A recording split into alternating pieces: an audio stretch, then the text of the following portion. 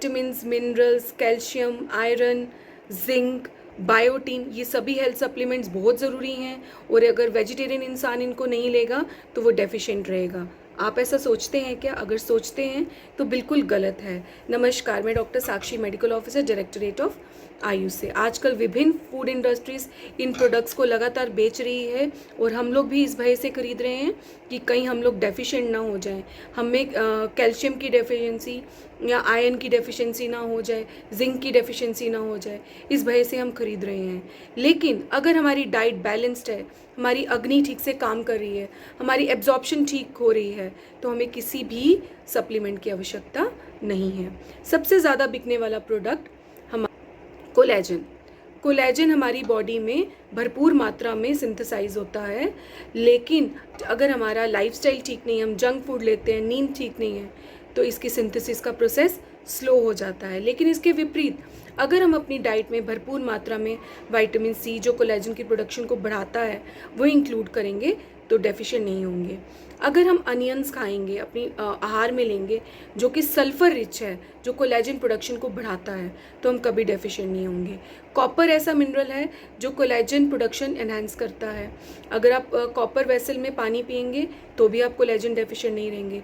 Regular massage करने से आपकी स्किन कोलेजन डेफिशिएंट नहीं होगी। तो इसी तरह से छोटे छोटे बदलावों से आप कोलेजन की डेफिशिएंसी से बच सकते हैं। फिर बात करते हैं फ़िश ऑयल की। फ़िश ऑयल में भरपूर मात्रा में ओमेगा 3 फैटी एसिड्स रहते हैं और ये बहुत ज़रूरी है हमारी ब्रेन और हार्ट की हेल्थ के लिए। और इसकी डेफिशिएंसी से हमें ड्राई स्किन, ड्राई आइज़ और डिप्रेशन, डिमेंशिया या फिर जो ब्रेन की नर्व वीकनेस है, ऐसी समस्याओं का सामना कर सकता है। लेकिन ऐसा ज़रूरी नहीं है कि फ़िश ऑयल ही इसकी डेफिशिएंसी पूरी करेगा। अगर आप रेगुलरली फ्लैक्स सीड्स और वॉलनट्स को इंक्लूड करते हैं अपनी डाइट में, तो आप कभी भी ओमेगा 3 डेफिशिएंट नहीं हो सकते। फिर बहुत ज़्यादा बिकने वाला बायोटीन, जिसे विटामिन एच भी कहते हैं।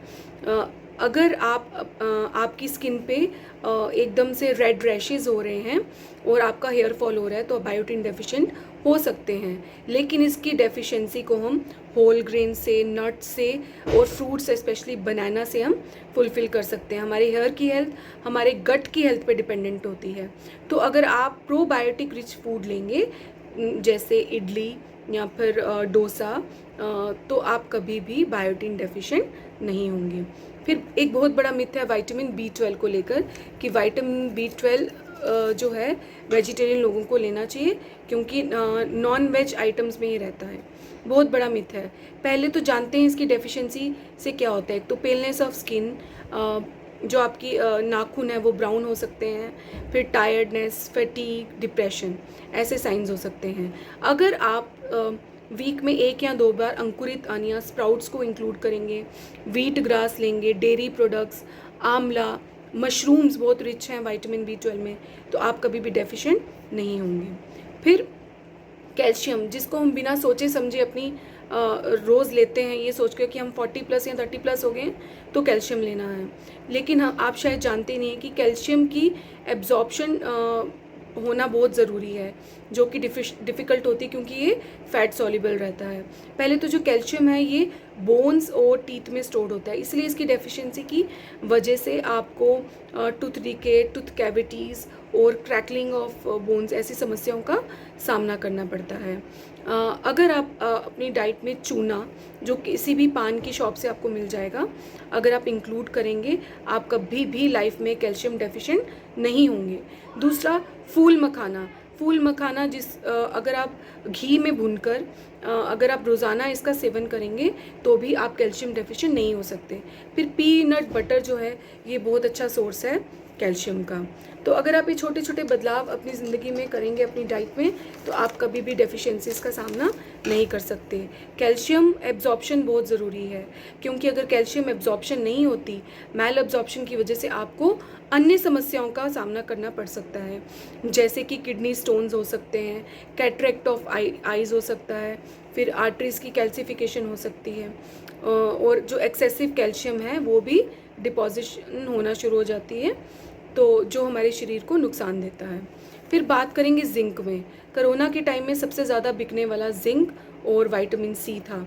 जिंक जो है हमारी इम्यूनिटी को तो इन्हेंस करता ही है, साथ में ये टेस्टोस्टेरोन की प्रोडक्शन भी करवाता है। तो अगर आपको आपकी दाढ़ी जो है वो ठीक से उग नहीं रही है, आपका स्पर्म काउंट कम चल रहा है, आप थकावट महसूस करते हैं, तो आप जिंक डेफिशिएंट हो सकते हैं। ये जिंक डेफिशिएंसी ज़्यादा चिकित्सक के परामर्श बिना एंटीबायोटिक्स लेने से भी होती है, ज़्यादा शुगर फूड लेने से होती है, ओवर एक्सरसाइज से भी हो सकती है।